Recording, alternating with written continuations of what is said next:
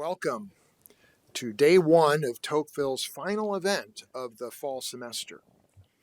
My name is Brent Nelson, and I am the director of the Tocqueville Center for the Study of Democracy and Society and a member of the Department of Politics and International Affairs. Most often, Tocqueville Center events center on developments in the United States. If you look at the brochure you received at the door, and I hope all of you got one, if you didn't, there are many more, you will see that most of the other CLPs scheduled this year are more about America than any other part of the world. But there are good reasons for the Tocqueville Center to focus occasionally on what is happening in Europe. As most of you know, Alexis de Tocqueville was a 19th century French aristocrat who traveled to America in 1831 to examine the prisons in the United States. He wrote a report on prisons, but that is not why we know his name today. Rather, he decided to write a much broader set of observations about America and the democratic society and system of government it was forging on the North American continent. The book was titled Democracy in America, and it's a classic. You should read it. However, it's important to remember, as those of us who heard Mark Lillis speak in September will recall, Tocqueville did not write his great book for Americans. He wrote it for the French. He wanted them to know what was happening in America so they could be aware of what was changing in their own country. Perhaps we need a new Tocqueville to explain America to the French. Or maybe it's America that needs to understand what is happening in France. Perhaps we will find out tonight. There is one more reason why we should be thinking about Europe. Today is Veterans Day, or Armistice Day, if you happen to be in Europe, which was originally established to celebrate the end of World War I hostilities. It seems like a good moment to explore politics in Europe, especially as there is an ugly war of aggression on the continent that looks a bit like the one that ended at the 11th minute of the 11th hour on the 11th day of the 11th month of 1918. Tonight, we have three extraordinary scholars who can speak to what is happening in Europe as well as America. All three are European by birth, but hold academic positions in the United States. And all three have a deep understanding of the European Union, but also of developments in individual nation states in Europe. We are fortunate to have them with us this evening. Two of our speakers, Professors Hooghe and Marx, will be speaking to us tonight on the rise of the radical right and the future of Europe. I will introduce them in a second.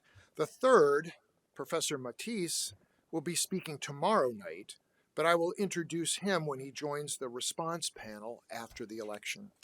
After the lecture. So, to Professors Hooghe and Marx. I will leave you to read the extensive biographies of Liesbet and Gary for you in the brochure. For now, let me say that Liesbet Hooghe is the W.R. Kenan Distinguished Professor of Political Science at the University of North Carolina at Chapel Hill and Research Professor at the Robert Schuman Center for Advanced Studies, European University Institute, Florence. She earned her undergraduate and graduate degrees at KU Leuven in Belgium and taught at the University of Toronto before moving to Chapel Hill in 2000.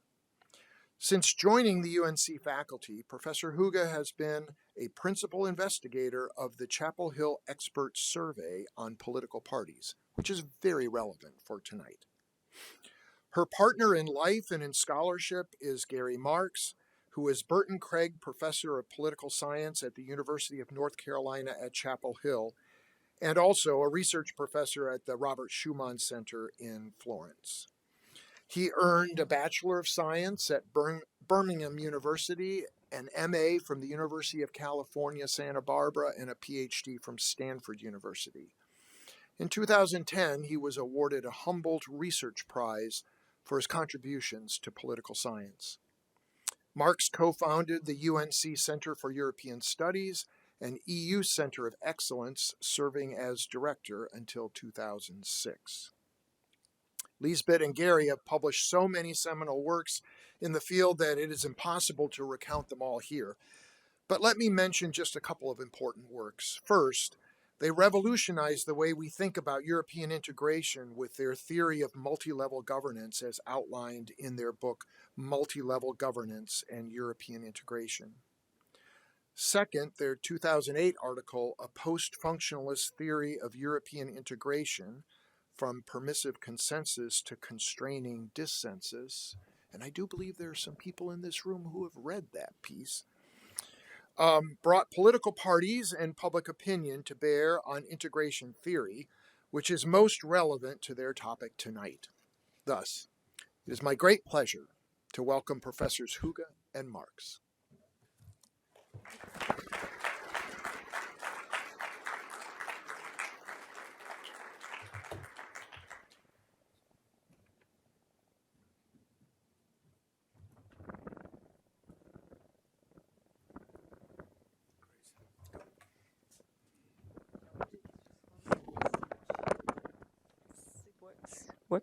Works, yes. Okay. Well, good evening. It's just a real pleasure to be invited here. We just had a tour around the campus. What a beautiful place that you have to work in. It's the first time that we've been here, and it's a real delight to give you this talk. And we hope we're going to have an interesting discussion following. So we're very interested in your comments, your questions, and let's see where we'll go. Okay, so we're going to just switch a bit from one to the other. So try to follow us. And well, we could do this in different ways. I could speak to this side, and Liesbet could. No, I think we'll do it. We'll just do it interchangeably. Okay, let's get going. So, just very in a nutshell, the structure for. I think maybe you have to point to that direction. Oh, here we go. Yeah. Right. Okay. Okay. It's just a bare bones structure of what we're going to do tonight, what we say. So this is the rise of the radical right parties and what that means for Europe. That's the topic. So first, let's talk about that rise. What are we talking about? How since when did it start, and how big is it? Then why does it matter, or why does it have implications in particular for Europe, or European integration? And then we're going to go into sketching out, speculating two scenarios for the European Union, connecting it with what we've talked about before. A note of terminology before we start.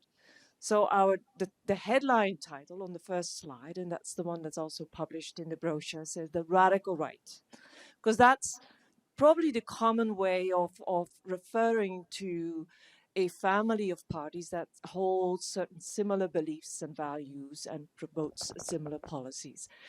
We're not too happy with that term because rights, in particularly in the European context, typically presumes a certain position on economic issues that stands for parties that are in favor of low taxes, small government, pro-business, and so forth. And many of these so-called radical right parties that we'll be talking about don't hold that position. So a cleaner way is to refer to what really is at the core of what they stand for, which is much more about cultural issues and cultural identity. And so we call them TAN parties, traditional, authoritarian, national. Now, we don't expect you to be consistent about that. We probably won't be either. We'll probably just switch a bit, both of them. But just as a clarification of why we use the concept of TAN. Yes, and it's easier to say than radical right or extreme right. Just TAN, it gets it across. This is a graph of the way in which families of parties have gained electoral support in Europe, in democratic Europe, from 1920 all the way to the present. And if I had to show you one graph, I think this would be it. It really is a world of information right here. And what you can see is that, thinking broadly, there are three big episodes in European history. The first is from the interwar period, 1920, all the way to the end of the Second World War. And what you have is the rise of fascist parties in a variety of countries, but also center-right, that is Christian Democratic, they're in blue, and Social Democratic, those are in pink. So that was the fascist era. And then after World War II, here from 1950, the first election in Germany was in 1949. A period, I think that period goes all the way up to 2020. And it's a period where you get an alternation of governments, where you have center-right governments led by Christian Democratic and Conservative parties, and then center-left governments led by Social Democratic parties. An alternation of, that was the period that actually I grew up in, and I suppose many of those who are not the students also grew up in. But something has happened since 2020, and you see that black line, the tan parties, the traditional authoritarian nationalist parties, this tremendous rise. And what you see today is actually a kind of a coincidental kind of confluence of those parties at around a quarter of the vote each, right across Europe. We're averaging right across democratic Europe. And what are the implications of this? The implications of this are absolutely fundamental. What it means is this, that Christian Democratic Conservative parties can't form an alliance of the center-right without including social democratic parties. So what you get is either a grand coalition of Christian democratic parties alongside the Social Democratic Party. And what does that mean? That means the TAN party is the major party of the opposition. The radical right party is the major party of the opposition. Or what you get is a government in which involves the TAN party. So it's a fundamental change in the structure of government, the partisan shape of government in Europe. And that's what we've seen developing very recently in the last 5 or 10 years. And another way of looking at the same phenomenon is this graph. And I hope you can read it. I have to turn around to see exactly what I'm looking at here. And so what you find in the European Union is that, and also in the UK, here is the UK with some other non-European countries represented, is that in virtually every European country, TAN parties are in government, in parliament. So those are the pink where they're in parliament. And then what you find is that in 10 countries, TAN parties are the main opposition. And those countries include Germany, Britain, and France. In those countries, you know, the RN, in Germany, the AfD, the Alternative for Germany, and in Britain, the Reform Party, they're the major party of opposition. And then what you find further is that in another 9 countries, the TAN party is either in junior government partner, it's in the coalition as a junior partner, or in 2 countries, and that's Hungary and Italy, the TAN party is the major party in government. I mean, if I were to show, if we were sitting here 10 years ago and I showed you these 2 graphs, you would think, you wouldn't believe it. You'd say, this is not a future I could believe, but this is a future that we actually are experiencing and living in today. Okay, so why do we care about this? Why is this interesting, as a political scientist would say? It is because what these TAN parties stand for tends to be quite different, in fact, radically different from what mainstream parties, we tend to call them, just the parties that we've known that Gary just showed, the ones that grew up and generally dominated government and party politics in general since 1950 through 2020. They have very, very different positions. So it means that when and where they come into power, the implications for policy making and for the polity, for the politics, can be quite radical. They are genuinely challenges of the status quo. So let's look at that in some greater detail. I'm going to take you bottom up. I'll start with, so these are 5 issues that are currently quite central in Europe, and particularly with respect to European integration. The first has to do with climate policy. So look at these bars. This is actually, by the way, these are data that are derived from experts, I mean to say political scientists who are asked to categorize, to tell us where they think political parties stand in the country that they know best on a range of issues. We collect these data every 4 or 5 years, every 5 years now. It's a team in Chapel Hill that coordinates that. So it is pretty robust and reliable and valid data. So what I want you to look at is each time the difference between the average position for all TAN parties in Europe and the average position for all mainstream parties in Europe. And so each of these positions is on a scale from 0 to 10. 0, you're totally opposed to a particular statement that you see there, and 10, you're totally in favor of it. So back to the issues. First is climate change policy. TAN parties today are radically against the climate change policy that is currently being enacted in Europe and in the European Union in particular. And that makes them very, very different from the mainstream, as you see, right? TAN parties are 8 out of 10, so that's very much towards climate change skepticism, and it's different for the mainstream parties. Second issue is policy on Russia. It was mentioned before, this is the strategic challenge par eminence now for Europe. Where do these parties stand? And again, you see a gap there, but it's not as big. And actually, there the question actually goes from pro-Russia is a 10, and then 0 is against Russia. And TAN parties typically prefer to have friendly relationships with Russia, trade and diplomacy, over hostile or relationship, or investing in defense in order to protect against Russian aggression. Again, there is a difference between TAN and mainstream, but not as extreme. And in fact, and I may surprise some of you, TAN parties are not all that sure that they want to be overly friendly with Russia.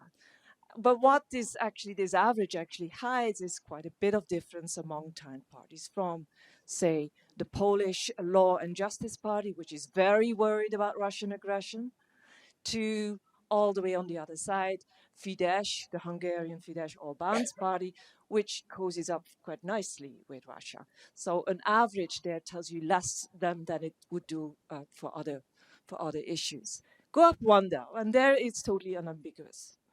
TAN parties are totally in favor of defense as a national competence. They don't want the EU to interfere. They're very clear about this.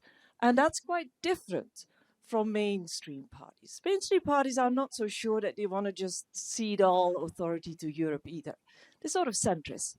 Minimally, they want some balance between national and European authority on average on defense.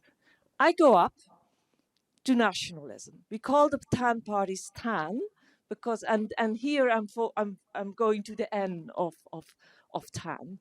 They are truly, and that is the essence of their value system, of their worldview. They are nationalist. They're in favor of a vision of a community that is national oriented, that is quite close to outside influences, that has high fences culturally, economically, and in many ways. And you see, it is very different. There's quite a big gap there with the group of mainstream parties.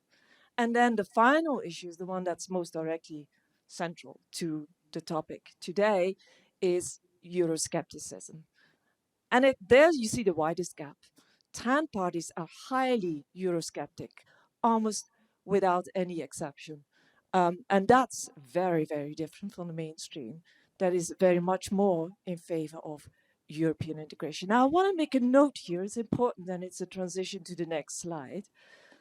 When we say Euroscepticism, we mean by that a position of skepticism towards European integration, further European integration, a deepening of the European Union. That's not necessarily saying they want to get out of the European Union. There is a difference between European integration, being against European integration, and being against EU membership. In fact, we're doing a project at this point. You could say that about 1 in 20 10 parties is outright in favor of leaving the European Union. The AfD in Germany is pretty clear about that. It's one of the few exceptions today. 7 out of 10 parties are actually pretty much clear that they don't want to leave the European Union. So what do they want then? They want to reform the European Union from within, often in a radical way, in a more national oriented way, shifting authority back to the national states. But that's very different from saying that they want to leave the European Union altogether. We'll get back to that. Look, you know, now that Britain is out, many of those parties looked and saw what happened and said, well, maybe not. And we can go into that in the question time. So Brexit, you know, was a real indicator that getting out of the European Union is not as sweet a prospect as many had actually believed it would be. Well, we want to take a step back now. So look, that's an overview of these TAN parties, these radical right parties. Let's think through some basic scenarios for European integration. Well, our first one, I'm not going to say I kind of like this scenario, but that's irrelevant. It's intergovernmentalism, an intergovernmental European Union. And what does that consist of? Well, what it consists is nationally dominated decision making. So what is nationally dominated? The call, and this actually goes all the way back to de Gaulle and also to Margaret Thatcher. It's a Europe of, it sounds so good, a Europe of the nations. We preserve national sovereignty. And now, you know, when you think, Marine Le Pen, the old Le Pen, started to think about Europe of the nations. Let's really make this. Let's bring back decision making from supranational institutions like the European Parliament, or like the European Court of Justice, or like the European Commission. Let's bring it back to the national states. That's actually a little different. I mean, if you start to pay attention to history, that's not quite what de Gaulle and Thatcher had in mind. Actually, Thatcher said, look, when it comes to the European Single European Act, which creates a terrain of competition in Europe, let's have qualified majority voting. Because she was very concerned about single states vetoing plans to create an integrated market, and particularly Greece. So, but nowadays, these TAN parties are saying, look, we want a Europe of the nations which is really going to be oriented to by and for and from the national states. And the key institution there is the national veto. And the national veto, you know, it sounds nice. I mean, it's national sovereignty. And if you really believe in national sovereignty, that the nation shouldn't accept any policy that it does not accede to, that it doesn't want. That's the kind of sovereignty that they have in mind. And you've got to think, you know, what's possible under the national veto. I mean, just imagine that you're in a committee and there are 27 members of that committee, and you have a wide portfolio of possible policies, a range of policies where cooperation could really help you. And even if you were to lose on one particular policy, you may gain on others. But if you were to institute the veto of each of those actors, you know, you can well imagine that you're not going to get very much done. You're going to get something like a lowest common denominator, which I want to talk about briefly. What's going on here? Well, what's going on here is one of the things that actually Liesbet and I realized quite a long time ago, that it's not that it's really going on here in the reaction to European integration has to do with national identity. And it has to do with a particular conception of national identity. Look, I'm English, I'm American too, but I'm English. And for me, being English and being European are things that can go together. Liesbet's Belgian, and she can feel herself to be European, very much European too. But this exclusive national identity is where you have to make a choice. If you read the tabloids in London, you know, before Brexit, they'd say, look, you've got to make a choice. Are you English or are you European? You can't be both. Or Le Pen will say, you've got to be French or European. Make your decision. Don't you really feel French? Or the AfD in Germany, the TAN party in Germany, would say the same thing about being German. Now, if you feel that way, then European decision making is decision making which involves making law in your country, but law by foreigners. It's the imposition of foreign law in your country. And what we found actually in our early research was that if you want to figure out people's support for European integration, ask them about their national identity. And at that time, the literature was saying, look, it's all economic. Ask them about how they're going to gain or lose economically. And I thought, that's not how my mother thinks about it. She doesn't quite know how it works out economically, but she does know that she's English. And she actually voted for Brexit. I couldn't do anything about it. Okay. And so what are you going to get? I mean, I think the answer is obvious at this point. You're going to get a retrenchment. You're going to get limited cooperation on a few issues. And it's not simply, if you start to really think about it, it's not simply that, people will exercise the veto, over all kinds of policies, and it's so difficult to get everyone to agree. But there's a kind of a blackmail potential. Look, if you're in a room with 26 other people, even if you were to support a policy, why shouldn't you, if you're operating in a rational way, turn around and say, I could support this, but I'd like some side payment too. And so you get all kinds of negotiation, which really becomes so complicated and actually so self-defeating that what you get is a limited cooperation on just a few issues. The next picture I'm going to show you is right at the heart of European integration. This is the very famous Maastricht Treaty. If you do a course on European Union, you'll know about the Maastricht Treaty of 1992. I mean, it introduced European citizenship and much else, and the monetary union as well.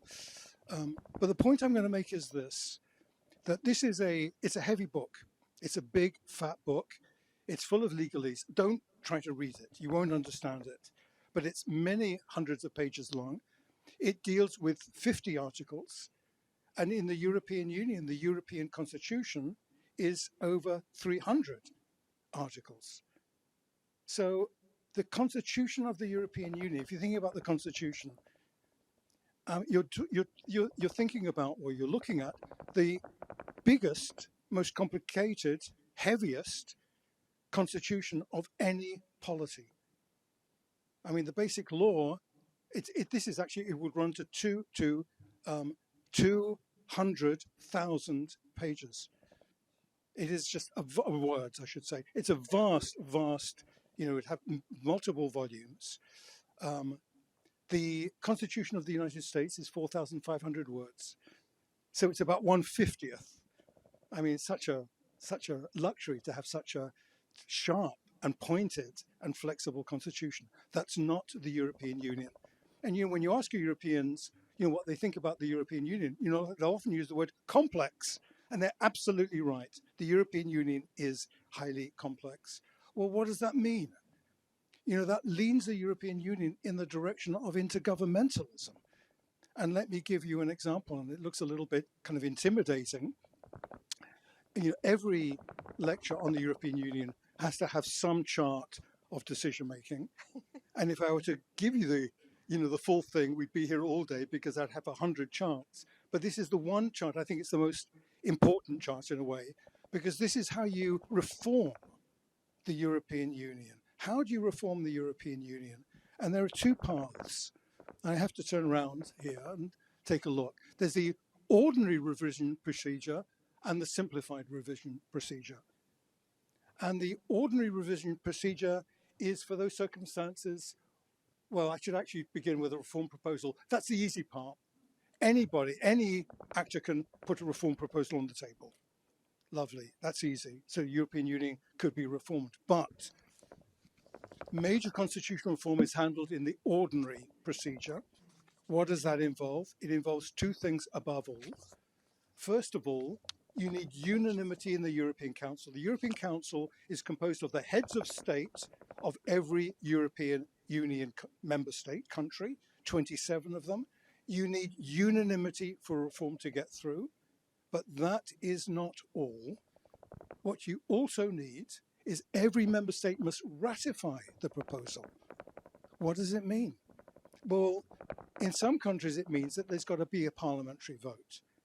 But in roughly 10 of the 27 countries, it's got to be a referendum. It's got to be a referendum, a vote in the whole country as a whole, where often nationalism is the easiest kind of thing to point to. Who knows how that turns out? And it's got to go through every single country. Otherwise, it does not come into operation. So it's no surprise that the last major reform was the Lisbon Treaty of 2008. So you've got to go back almost 20 years for a reform. And it's not just like a reform of the US Constitution. You're talking about a reform of a constitution that determines vast amounts of what happens. 200,000 words of what happens in the European Union. Tremendous stasis. Intergovernmentalism lies at the heart of the treaty process. So then you say, okay, well, there's a simple procedure. If there's a lesser reform that is not judged to be major, what does that involve? Well, that's a simple procedure. Okay, unanimity in the European Council, no different. What does it next involve? Every member state must ratify the proposal. So the bottom line is, intergovernmentalism, there's a bias, a very powerful bias to intergovernmentalism in the European Union. Okay, let's wheel in the TAN parties again into that biased setup.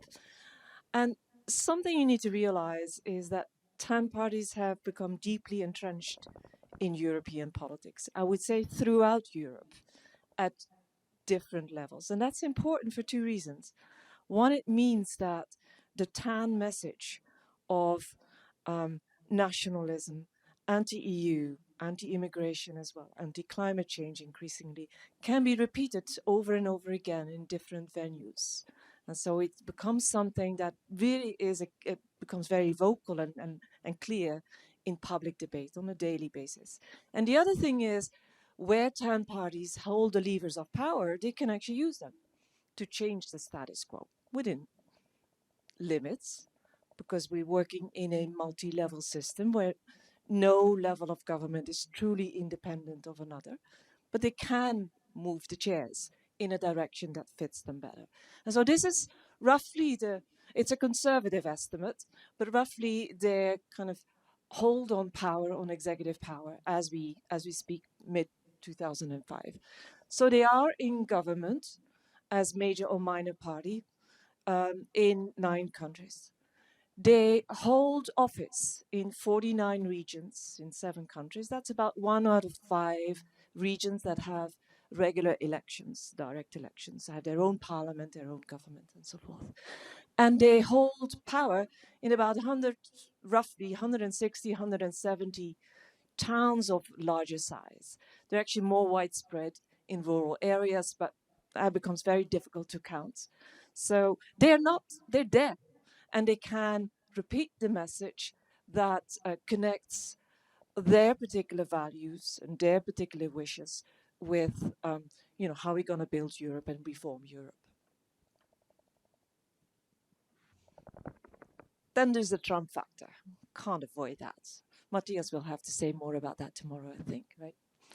Okay, so there was already under the first administration of Donald Trump, there was a connection, an affinity between the Trump movement and TAN parties in Europe. But this has become more routinized under this administration in several interesting ways. One is here, the poster child, you'd say, of the TAN parties in Europe, and very much the poster child, or was seen as the poster child by the MAGA movement, and still is, I think. You recognize him probably, Orbán. He's the Prime Minister of Hungary. And here you see him in a recent visit just a few days ago in Washington, and you can read the title yourself. He actually got a real prize, a very important prize for him, an exemption from Trump's demand that European countries would impose sanctions on Russia on energy. Hungary doesn't have to do it. He can go back home and say, don't you worry, my voters, your prices will not increase thanks to President Trump. another way in which this alignment between the Trump administration and the MAGA movement, much more generally, and TAN parties is developing is a very specific way. And it's a targeted project, you could say, to help the AfD, one of the biggest and one of the most radical TAN parties in Europe today, help that come into power and grab, in other words, the government in Germany. Here is again a very recent picture, just a few days old, of a Trump advisor visiting Berlin, the AfD headquarters. There's a regular traffic back and forth between Washington and Berlin of officials of both parties, exchanging views, exchanging information, also logistical help, etc. That's another way in which, and it's right now it's particularly targeted at the AfD, but there's also other potential targets there. And the third one, and this is kind of, you could call it the venue diplomacy. It's an ongoing, somewhat multifaceted effort, and the core of it is CPAC, which I'm sure you're familiar with, which organizes regular events that brings the broader, also the intellectual, as well as the policy and the political representatives of conservatism, alt-right, and TAN, as we call it in Europe, together. So this is a picture, actually. I don't know whether you recognize this person. He's a Brit. Nigel Farage. He's one of the most loyal visitors to CPAC in the United States. Interestingly, CPAC now has an office, you know where? Budapest in Hungary, which functions as some outreach. This is part of a wider effort of what Steve Bannon is calling creating a MAGA international. Really connecting the various actors with similar ideas and again repeating that message of anti-globalism, anti-EU, pro-Russia, and also anti-immigration. But there are limits, interestingly. I mean, most TAN politicians love a photo op with President Trump. You see a lovely picture there. Probably recognize her. That's Giorgia Meloni, the current Prime Minister of Italy, from the Brothers of Italy, which is a TAN party. But interestingly, she's very careful getting not too close to the Trump administration, or certainly to the MAGA movement, because she doesn't want to upset Brussels. That sends her a lot of money, and Italy needs money. TAN parties in Northern Europe, particularly in Scandinavia, but also Poland, don't want to get too close to Trump because they don't trust his pro-Russia politics. So there is variation there. And perhaps one of the most interesting examples is this guy there. He looks a bit like the advisor, but he's not the same guy. His name is Jordan Bardella, who's the new leader of the RN, the TAN party in France. And next to him is Marine Le Pen, who just stepped down. And he hasn't had a meeting yet with President Trump. How he managed to avoid that, I'm not sure. But he did something else which is quite telling. In February, he was invited to the CPAC in Washington, and he was due to give a speech. But at last moment, he withdrew when Steve Bannon was perceived to make a fascist salute on stage. And as a protest, he decided to withdraw. Some TAN parties are concerned about the more extreme wings of MAGA and their association with it because they know this may not go down well with some of their voters. So yes, the Trump factor is at play, and it enhances, amplifies that intergovernmental or even more radically anti-EU, destroy the whole thing type of message. But there are limits to the extent to which those two sides of TAN are associated. All right. So if you think about, what could actually shape Europe, geopolitics, and one of the things that we know, and this is kind of classical political science, is that a response to external threat is going to be critical. I mean, if you're in a group and there's an external threat, that can solidify the group. And that's actually William Rikers. This is one of the most famous political scientists. And I see some of you political scientists or people who studied nodding your heads. The theory of federalism is this, that federalism comes about, even in the United States, because of external threats. And what federalism does is it gives previously dispersed, independent units the capacity to create security for themselves, economies of scale. They create the public good of security by forming a larger polity.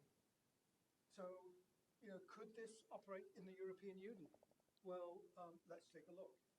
Let's take a look at attitudes over Russia. Oh, sorry. I'm sorry. Yes. Let's take a look at attitudes over EU support for the Ukraine. And what you see is a great deal of variation here. So in northwestern Europe, very high levels of support. In the north, particularly those countries that are closest to the conflict, levels of support for the European Union that are actually above, 3/4 of public opinion, and actually in some cases above 90. And then in southeastern Europe and in countries that are further from the conflict, much lower levels of support. This is Eurobarometer from 2023. And in the Eurobarometer 25 survey, two of those countries, Hungary and Bulgaria, had levels of support for the European Union with respect to Russia of less than 50%. So you have to say, look, there's a great deal of variation, no common perspective at all on supporting Ukraine vis-a-vis Russia. And then let's take a look at China, attitudes over China, the favorable view of China. Well, again, very great variety across Europe. And again, it's, kind of clearly a territorial. So what do you find? You find that in northwestern Europe, very unfavorable views of China. China is viewed as a competitor and as potentially a serious geopolitical competitor. Taiwan comes right into the picture there. And in Eastern Europe, particularly in the Belt and Road Initiative of China, major investments into several of these countries, very strong favorable views of China. So I want to make a pretty kind of straightforward point that if you have this kind of Rikerian view of the influence of geopolitical conflict and insecurity in creating something that's not intergovernmental, well, you don't find much of that in Europe today. There's great diversity across European countries. They're in very different geopolitical circumstances. They have different geographical and strategic interests. They perceive those interests. And there is really little unity with respect to the great powers to the east, that is Russia and China. So in conclusion, Riker's preconditions for federalism, you'd have to say, I think, that Riker's preconditions for federalism are not met in the European Union. So this is a kind of a strike against the kind of the anti-intergovernmental view of the European Union's scenario. Okay. If you want to kind of think through intergovernmentalism, you don't just have to think about the future. There are a lot of variations across policy areas, and defense procurement is a kind of an archetypal example of intergovernmentalism, that's national control with the veto in the European Union. And I think this information kind of says it all. So what do we have in the European Union? Well, we have 27 distinct armies. We have at least 178 weapon systems, 20 plus tank models, 30 plus aircraft types. So each country or many countries are producing their own weapon systems with their own munitions. So for example, there was actually in this year, there was an exercise of European armed forces in the context of NATO, but without the United States.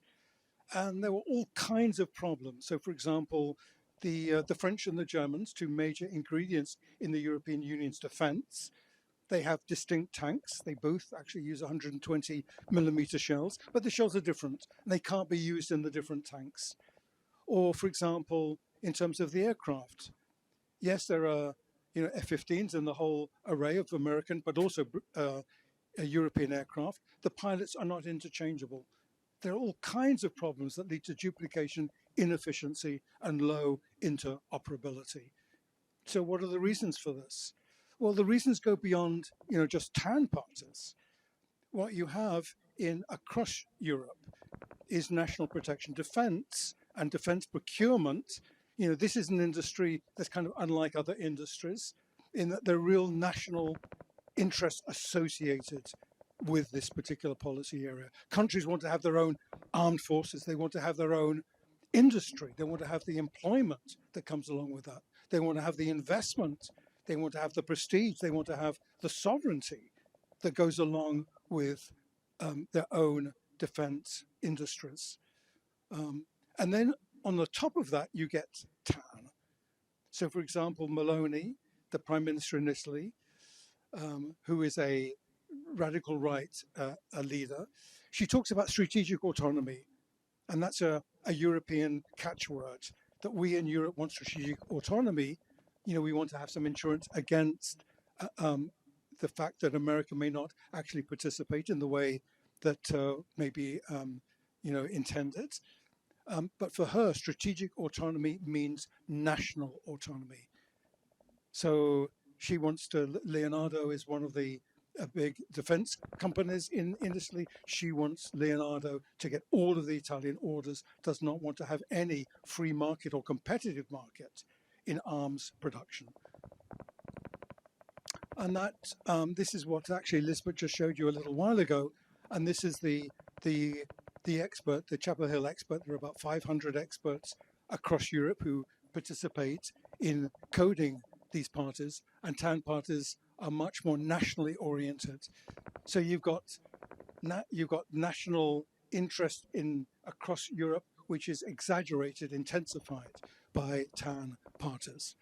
And even when they're not in government, look, if you're a national government and the TAN party is a major competitor, maybe your strongest alternative in the legislature, you're going to be looking over your shoulder and say, well, am I really going to agree that my government orders are going to be competitive and that non-national companies can actually win my defense orders when my competitor party is absolutely against that?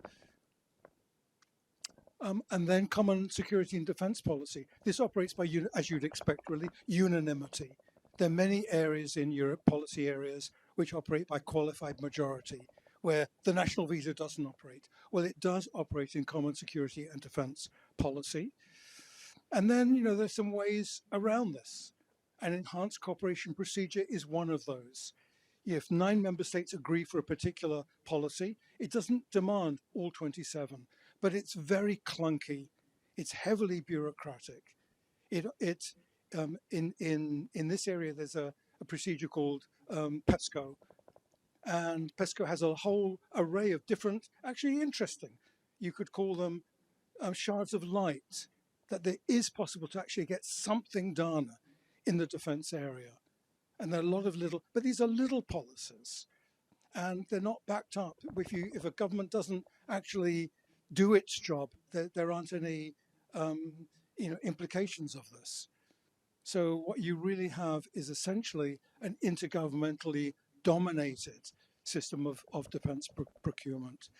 And if I wanted to summarize the effects of this, I think I would show you the following graph. And this is built out of extant data sets. And what it shows is this is the defense budgets for the European Union, including the UK, which has a large defense budget in European terms. Vis-a-vis the Russian, it's more than double the Russian. Even European Union alone is more than double the expenditure of Russia. And the European Union spends 40% more than China. The European Union spends almost half of that of the United States. And there are studies of what you get from this. You know, how much defense um, effectiveness do you get? And the rough studies say that the European Union would get about 15% of that of the United States, much less than China, despite the fact. So the problem is Europe is not actually the spending in terms of its security. It is the way in which that money is spent through intergovernmental channels. It's the way, it's the structure of spending, not the amount itself. Okay, we're going to have to breeze through the second scenario, supranational one. It's the more efficient one anyway. But I do want to set it up properly. So, and I need to take you back very quickly to 1950, the moment, the origins of the European Union. And those of you who've taken a course with Professor Nelson will know this. But there was this French civil servant, Jean Monnet, who decided enough is enough. 88 decades of war between France and Germany. Let's get over that. And he conceived a plan to set up an organization above France and Germany that would tie the hands of the national governments on what seemed, from our perspective, two marginal things: running the coal industry and running the steel industry. Back in 1950, these, of course, were the resources needed for revitalizing war-destroyed economies, so the engine for economic growth or recovery, and also the resources for building weapons. Monnet had no intention to do the second. He wanted to do the second. That was the origin of the European Union. And I did use the word above, because his idea was indeed to set up a international organization that would not be the servant to states, but really would instruct the states what to do with the resources in on behalf of all. And that is the origin of supranationalism. Now, over the following decades, the European Union wasn't called that way, but let's, for simplicity's sake, do that, began to take on more and more tasks beyond coal and steel, but in the process also diluted this supranationalism. And Gary referred to de Gaulle and Thatcher and intergovernmentalism that crept in. But enough of this, kernels of supranationalism, remain lodged both in the memory of a lot of people and in the institutions. And let me talk about the institutions here, the core of it. What would be the essence of a supranationalist scenario? It would be one where authority shifts within the EU from one set of institutions to another. Essentially, more majority voting in the council. The essence there is to kill the national veto. And outside the council, to shift authority to the parliament, the European Parliament that is elected every 5 years, directly elected, and the European Commission. The Parliament, because as the European Union were to become more supranational, national parliaments would lose their democratic control over decision making. So someone else would need to step in, and the EP would be the democratic control body par excellence. And the European Commission would have to evolve more into what a government typically do: execute and handle crises. So that is what a supranational scenario would entail. The chief driver, if to the extent we get there, would be functional pressures. The realization that more and more of our challenges in governing our lives are transnational. Think of climate change, think of trade, think of immigration flows, think of even just regulating financial markets, AI, and so forth. Not things that national governments, certainly not smallish national governments like the 27 member states, can do efficiently and effectively by themselves. And then the outcome would be some federalizing Europe. We can call it something else, but de facto, that's what it would be. Now, is this on the cards? Well, there are a few factors that point in a direction that say, well, it's not unrealistic to consider it. One is Again, bring in the tan parties. Tan parties stand for nationalism, so they're obviously very hostile. They're the main challengers of this supranationalist scenario. But their electoral futures are more uncertain than we sometimes give them credit for. On the one hand, there is a sense and maybe a general consensus that tan parties are on the rise, and Gary showed the first one there. The starkest example is the AfD in Germany. 5 years ago, nobody would have thought that it would now be number one in the public opinion polls, with 25%, 24, 25%. And that is, and essentially has normalized this, reflecting the general rise in tan across Europe. But then nobody, even a year ago, would have thought that the most celebrated tan politician in Europe, Viktor Orban in Hungary, would now be in dire straits. When he came into power in 2010, he and his team went to work and passed a series of policies that really were designed to entrench their position in power, including extensive gerrymandering and muzzling of media and courts. We come from North Carolina. We know about gerrymandering. We could teach it to you. And as you can see here, TISA, which is some moderate conservative, slightly populist party, is now clear leader in the polls, and there are elections coming up in April 2026. So it's not over until it's over. Look, there are some respects in which Europeans are actually quite united. I mean, look at this. I mean, there really is enormous, tremendous convergence here. Tell us what the question is. The Trump effect is this. Is Trump a friend of Europe, neither one nor the other, that's white, red, an enemy of Europe, or don't know? And the enemy of Europe in every case is quite considerably larger than a friend of Europe. This is a 2025 survey. And in many countries, it's very large, but everywhere, Trump is more or less regarded as more of an enemy of Europe than a friend of Europe. Well, what's going on here, and I'll just cover this quite directly, the erosion of trust in the United States as a security guarantor. I mean, you never know what Trump is going to say about a NATO, and Trump is, on record as being against multilateralism, against the rule of law in international affairs, which is one of the key European contributions to international relations.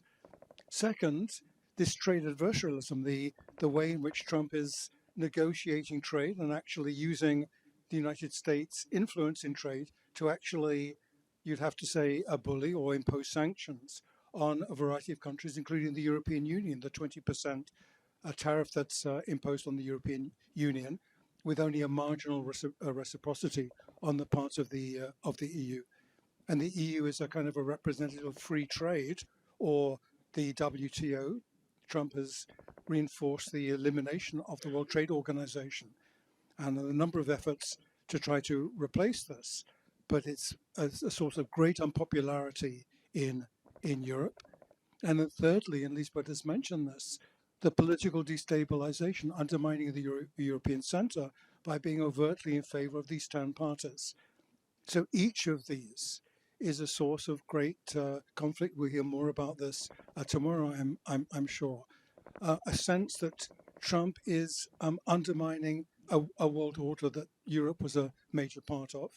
And also then there is the democratic part of this, the liberal democratic order in many countries. And the European Union is really a major supporter of this democratic order. So, if you had to ask me, well, there's not much cohesion with respect to Ukraine. There's not so much cohesion with respect to China, but there is actually with respect to the Trump administration. And then before just the penultimate slide, this is something that I think is worth noting, because for many people who've studied Europe, this is really a shocking, just an amazing slide, which shows that trust in the European Union how much you trust in certain institutions, trust in the European Union across Europe, this is 25, is greater than trust in the national parliament or in the national government. And that's a pretty interesting phenomenon for people who study Europe. So Europe has emerged and this gap has grown. It was very narrow over here. It's grown in successive years as the European Union has actually been viewed as a stabilizer, as an economic stabilizer. There's a next gen funding which comes to 806 billion euros to try to repair the damage that COVID did. And for economic support, we're talking about zero point 0.8 of a trillion. When you start to talk in trillions, you're talking about real money. And this is seen as a source of stability and innovation in the European Union. And the European Union is the crux of a whole variety of different policies, which are particularly amenable and favorable to young people, including the possibility of getting jobs and travel right across Europe without the barriers that would otherwise be there in an intergovernmental scenario. I just want to get to our final slide, and the final slide is something we developed specifically for this. Climate change. Oh, this climate change. You're right about that. So climate change is coming up next. Okay, Sorry. but I'll breeze through that. And so because we wanted to give you an example where supranationalism is actually at work and has been quite effective in producing outcomes. And it is on climate change policy. The European Union has been a leader in it since the 1980s. And the current key component of this is the so-called Green Deal, which was agreed in 2019 and was recently extended. And there's a lot going on there, no time, and Q&A I can say more about it, but essentially it is a commitment, a legally binded commitment to make Europe climate neutral, that is zero emissions, by 2050. Okay, so first, yeah, why did that succeed? Well, defense clearly is a bit of a failure, frankly, right? Well, the first thing is there is a robust consensus in European public opinion that climate change is a problem. There's the most recent poll, 2025, 85% of public opinion, yes, it's a serious problem. And there was a solid majority in every single of the 27 member states. It was a Eurobarometer thing. But perhaps more interestingly, also 81% of that public opinion said that for them, the goal of achieving climate emission neutrality was important. So 81%. That is in stark contrast with, and this is why I brought back this little graph here, with where TAN parties are. It doesn't mean, of course, that there's no grumbling, and there's more and more grumbling, but it's not so much about the principle that something needs to be done. It's about the mode, the speed, the instruments, who should get compensated for the hurt that is imposed, the cost that it does to sectors, to particular peoples, and so forth. That's what much of the debate is about.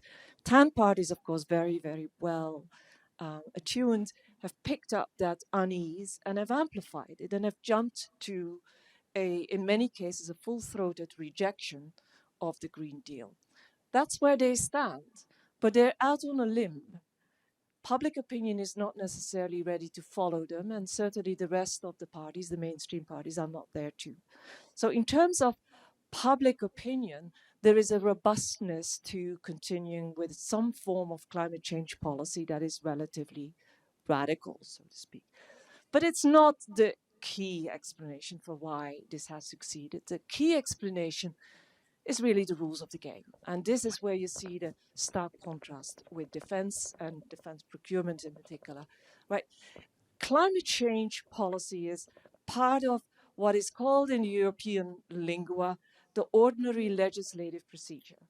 What that means is it's essentially supranational decision making. One, the European Commission is the only one that can make a draft law, legislation. Two, this decision is a joint decision between the Council of Ministers or the European Council and the European Parliament. And both decide by a form of majority. Let's bracket the type of majority right now. So you can override the odd veto player, which you cannot do in defense. And 3, what comes out of this process is legally binding. And because of the European Court of Justice, EU law has supremacy over national law. So, and then third, last point, this also, climate change policy illustrates what functional pressures can lead to. Look, I mentioned that very few TAN parties want to exit the European Union. The reason is they like the single market. The single market is giving them growth, stability, prosperity, trade, and they want to be in there. But the single market means that you tie together as a single economic space key policies for climate change, energy, transport, you actually have in there, industry, agriculture, trade. And so if you were to have 27 different environmental policies or climate change policies, you would tear up that single market in pieces. And what you would provoke is temptation, that one country would say, well, I'm going to lower my environmental standards because then investment will come into my country. Then another country will say, well, if you do that, I will do the same, and so forth. And you get this lowering, this knock-on effect, regime competition, we call it. Or in this particular case, eco-dumping. In the end, nobody is better off. And TAN parties, even TAN parties, are reluctant to therefore scupper the entire deal, even if there are major parts of the deal they dislike, because they are worried of losing the benefits of access to a single market that is as friction-free for their businesses as possible. So what is, and this really is my last slide, and then Gary will finish, and then that is really the last slide. Okay, it's just a quick 2 graphs. You see Europe, and it's at the regional level, so it's a bit difficult to see the countries, but you could probably guess. All I want to show here is that climate change policy has been quite effective. From 1990 to 2023, the emissions have declined in the European Union by 39%. They got to go to 0. And they're actually on target somewhat. There's some delays, and there was some setback a few days ago. We can talk about that in thing. But they have actually managed to do that. And the world share of emissions that European represents has decreased from 15% to 6%. This was the easiest part of the road, probably. We're getting into tougher waters where the costs of mitigation are becoming greater, where the distribution of technology, new technology, becomes key, and where the inequalities in who has the new technology, the renewable technology, and who doesn't, become more glaring, and so we'll need more redistribution. But they are on the way to making supranationalism work. Okay, excellent. Thank you, Liesbet. I want to finish with 2 quotations. I actually had some text there, which I can't actually find here. Yes, I know, it's here. Oh, it's there. And I want to just put this quite precisely, so I'm going to read this. So we're finishing with 2 quotations. The first is from Jean Monnet. And look, if there's anybody who could be, you could say, who's the founder of the European Union, it's Jean Monnet. His point is that the inadequacy of national sovereignty is as evident today as it was when the Colin Still Community was thought up in 1950. So it was there from 1950. The second quotation is from somebody I think you are familiar with. It's from the 2nd volume of Democracy in America. I'm not going to tell you the author. Argues that democratic peoples must still draw on the lessons of the past, historical memory, traditions, institutions, if they are to govern themselves wisely. This is Jean Monnet. Sovereign nations are no longer the framework for solving today's problems. As always, realities will have the last word. The last word is being written, I believe, and it is very similar to the first one, that of 1950. It reads as follows: delegation of sovereignty and joint exercise of that delegated sovereignty. When the past no longer illuminates the future, the spirit walks in darkness. Alexis de Tocqueville. Thank you very much, and we look forward to the discussion.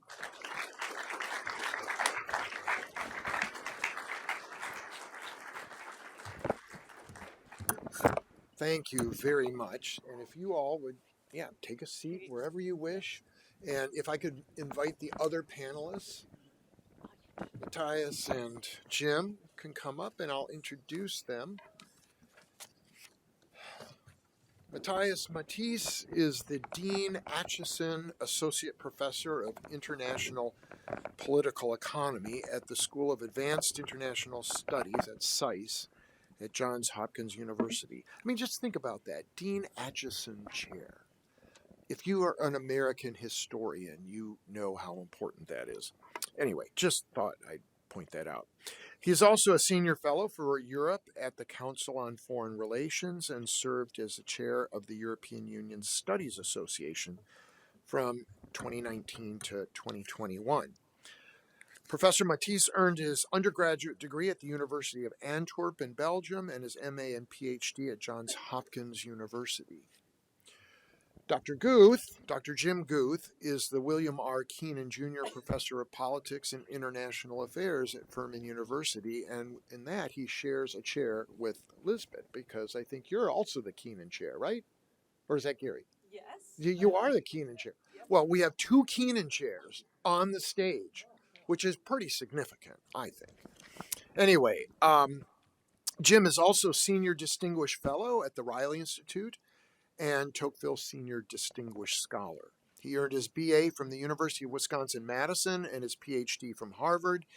He is a prolific scholar, having authored or edited 5 books and over 160 articles. He has won many awards for his teaching and scholarship, including a Lifetime Achievement Award from the American Political Science Association for his path-breaking work on religion and American politics. And I might add that he's also the co-author of a book called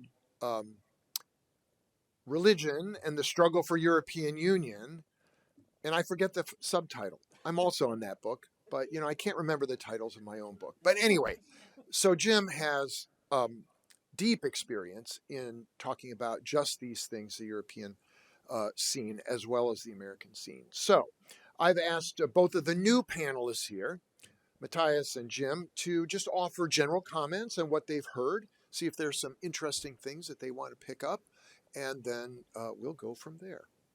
So, Matthias? Thank you, Brent, and thank you. It's always wonderful to share the stage with Gary and Liesbet. And for a kind of, this actually sets me up very well for tomorrow. So thank you very much for that. So a few thoughts, right, as I was listening to your presentation, is, and I would love to hear your answers to, is there is a sort of, there are 2 varieties of 10 governments, it seems to me, in Europe, right? There is the Orban model, if you want to call it that. It seems to emphasize the A more, the authoritarian part more, right? I mean, the Orban playbook, of which our colleague Dan Kellerman has written very well and very eloquently on the kind of authoritarian playbook that Orban followed since 2010, is probably by far, it is by far the most advanced of any EU member state. And to some extent, we see the Trump administration follow some of those elements, but in a much faster pace, something Orban did over 15 years. This is now happening over less than a year. So that's one model. And then there's, of course, Giorgia Meloni, founding member, Italy, of the European Economic Community, but a very different style of leadership, right? Not all that authoritarian, I would say, much more collaborative with Brussels, right? With the European Union institutions, even though both countries clearly need the funds that come from the European Union. So I was wondering, and I think both you and Gary emphasized, if you look at this map that you started with, if you'd have told me this in 2015, I wouldn't have believed it, number one, and I would have said it's the end of Europe, right? Yeah. Or the end of European integration as we know it. What we see today is, and I never thought I would say this in a book I did on the future of the euro with Mark Blyth. In our conclusion, we kind of say, if Marine Le Pen comes to power in France, it's over for the euro. That was 2015. I wouldn't say that anymore today because she's become much more pragmatic on this, and I actually don't think it's the end of the world either for Europe if Marine Le Pen becomes president of France, because I would imagine her to govern more in the style of Giorgia Meloni and less so in the line of Orban. And so here, what's of course interesting, and this is very recent and very much in the news, Mr. Orban came to Washington D.C. A few days ago, and he got this sort of major exception to importing oil and gas from Russia, but it is almost like he is angling for a Milei style support, right? I mean, Milei in Argentina got the support financially here of the United States, and of course won the election very recently, local elections, which nobody had expected. And so Orban is in a similar situation where he's almost using Trump's stamp of approval or support to try to win this election, right? So I can easily see that strategy backfiring in other European countries, but it worries me that this could well work in Hungary because he is coming with a real deliverable, and he is, I think, still hoping to be the host of a peace summit between Putin and Trump before his election in Budapest, which was thought was going to happen in the last few weeks. Of course, it's been delayed or postponed or permanently. So I wonder what you see as we still seem to be in this upswing of 10 parties. Is what is the model that's emerging? Because clearly it seems to me the Orban one is more worrisome. And then second comment, and I was actually quite struck by the slides you represent on the external threat, Gary. That was you, right? The support for Ukraine and support for Russia seems to be all over the place. It's not actually that clean that the further you are from Moscow, the less support there is for Ukraine, whether there's regional variance. And the same, I think, with support for China or a positive, favorable view of China. But so I wonder, I mean, clearly what I think everybody talks about, and we'll talk about this tomorrow as well, the NATO summit in The Hague as quote unquote a success, right? I mean, here's Donald Trump. He got the Europeans to increase spending, something they should on defense, something they should have done anyway. But I think what was more striking about that summit is when he was asked about Article 5 of NATO. Article 5 of NATO is this founding article that supposedly means if there's an attack on one NATO member, it's an attack on all. Now, how did the Europeans interpret this? They interpret this that, let's say, if Estonia is attacked or Latvia is attacked tomorrow by Russia, that the United States will come in its aid and will go to war with Russia to defend Latvia. That's how the deterrent works. But when Trump was asked about Article 5, and it reminds me a bit of Prince Charles and Lady Diana as they just got married and they asked if they were in love, and he was like, well, whatever in love means, right? But Trump asked, well, it's how depends on how you interpret Article 5, right? He was like, well, surely we will come to the aid of any member that gets attacked in a way that we've come to the aid of Ukraine. But that's very different. I mean, nobody worries in Eastern Europe whether Portugal or Belgium will go to war in their defense. NATO means the United States will come to its defense, right? So I wonder if that happens, if there is such an incursion in Latvia, and Trump is still in power, and these are extraordinary times we live through.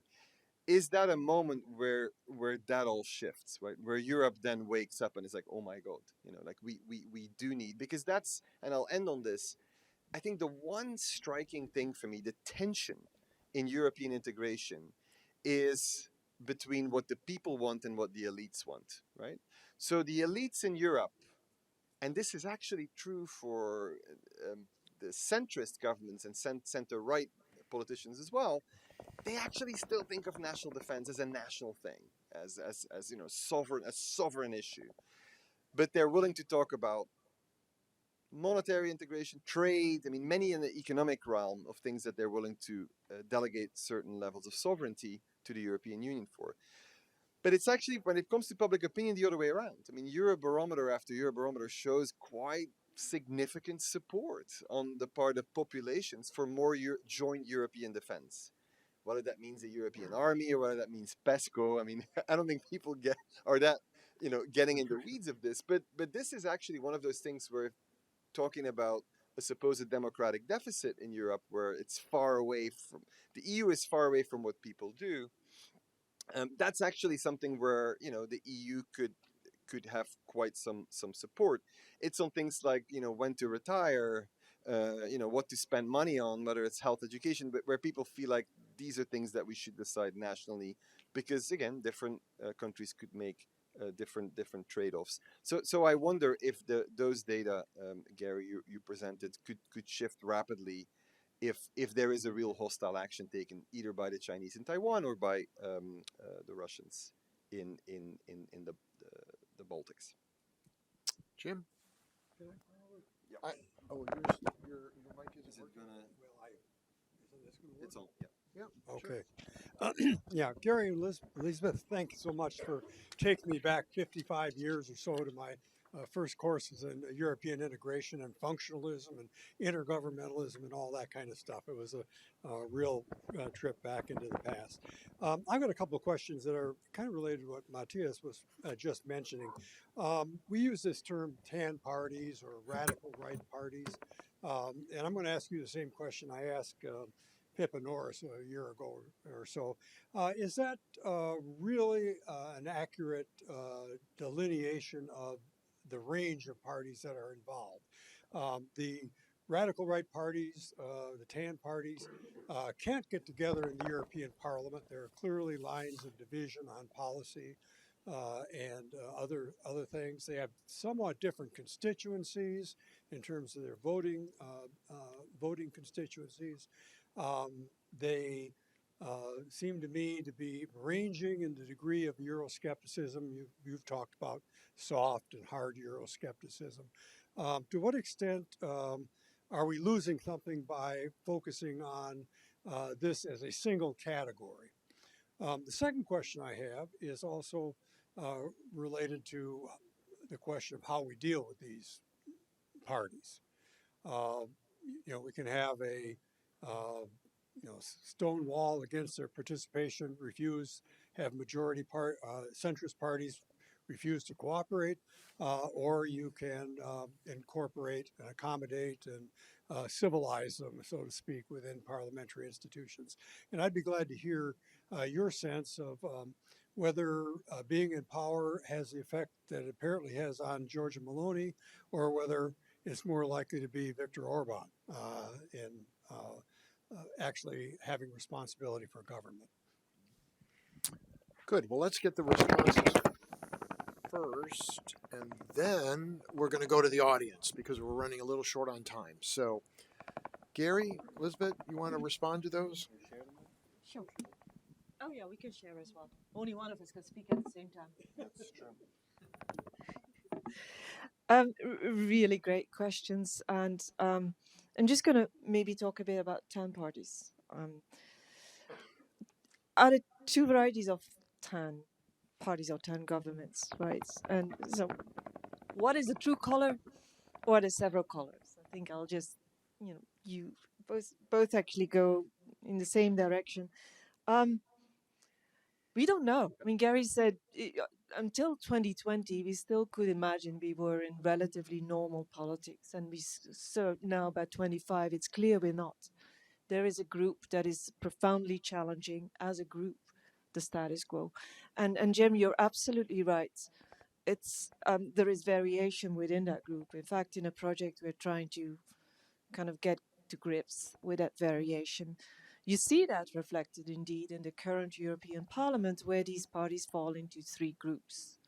There's the European Conservatives, which also includes some parties that you wouldn't really want to call TAN.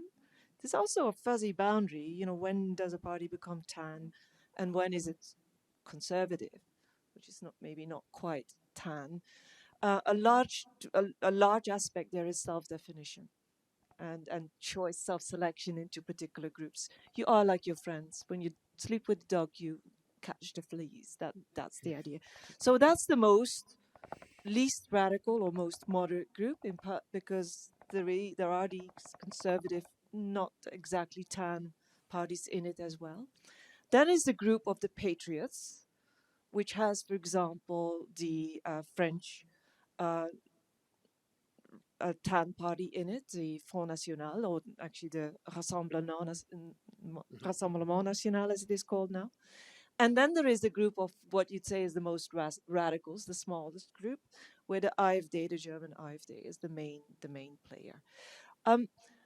We don't know. They're still kind of finding their place in the parliament, but there is a sense that, and that gets to 2 points I want to make with respect to this.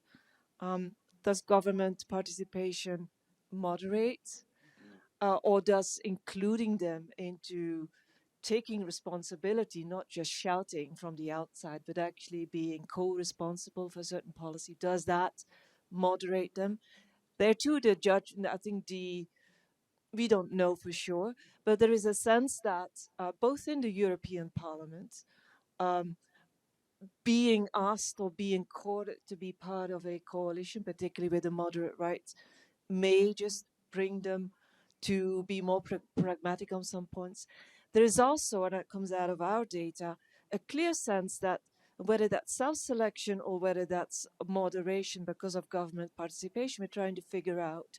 But those parties who have been in government, even as a marginal junior partner, tend to come out more moderate or less radical on a number of points. We do that by coding their manifestos, so their party programs in the next election. That's one point, and then I'll just pass it on to you. But the other point I want to make, and that is a contrast with the United States now, where clearly the party in power in Washington is a sole government power. It has the levers of all powers and tries to maximize those levers as well.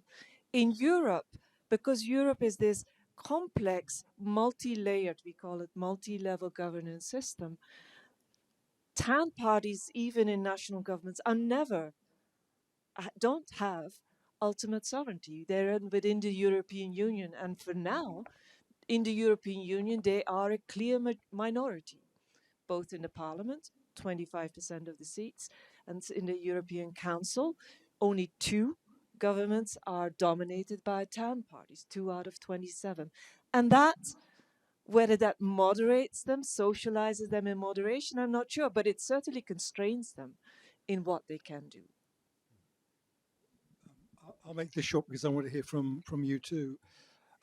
In our research, we're doing research trying to explain the diversity among 10 parties. Exactly those questions are great questions. And what you see in the manifestos is they often take a hard line. But we're looking at their votes in the European Parliament. So what happens to a TAN party when there's a vote in the European Parliament about defence procurement? And let's say a TAN party is actually worried about national defence.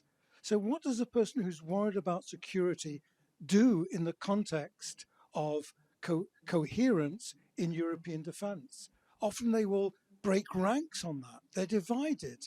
They don't know what to do about functional pressures. So to the extent that, and this actually refers to your second question too, Europe actually plays this role, precisely Jean Monnet's role, that national sovereignty in Europe is simply not effective. And what happens on those, for immigration too. Let's imagine you're a TAN party, you want to constrain immigration into your country. But once somebody can get into Greece or in Italy, they can come over. So you've got to have a European frame of a policy on immigration. That's European activity. And so often they shift when functional pressures induce them to do so. Okay, let's just do one quick question and then we have to go. And Nathan, you are the one with your hand up. Hey, I was just wondering if you had to put yourself in that mental position, what do you think is the best argument in defense that tan parties are a positive force for Europe? Oh boy. Yeah, okay. Gary, go for it.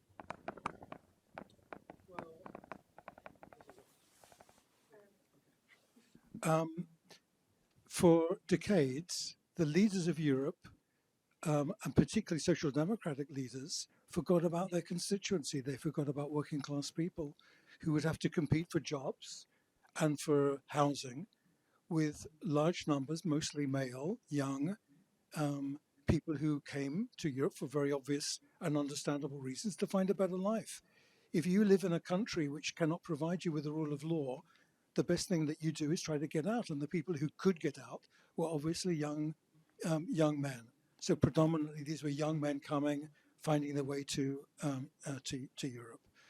And many of the people who in working class, less educated working class people, um, did not like the fact that they were living in areas 40%, 30%, 50% of people who did not share their culture. And so TAM parties turned around and said, look, there's something going on here. You better pay attention. And now parties across Europe, social democratic parties, the one place where TAM parties didn't make it was in Denmark, where the Social Democratic Party said, look, we're going to have to try to pick our immigrants rather than immigrants picking our countries. And so, I think that was a cold shower really for the mainstream parties. Okay, I think we're going to have to leave it there. But you have another chance. Tomorrow night, 5 o'clock, we'll hear from Matthias, and we'll also have more time for a more general discussion because we will continue these themes. So let's offer our thanks to our panelists, and you are dismissed.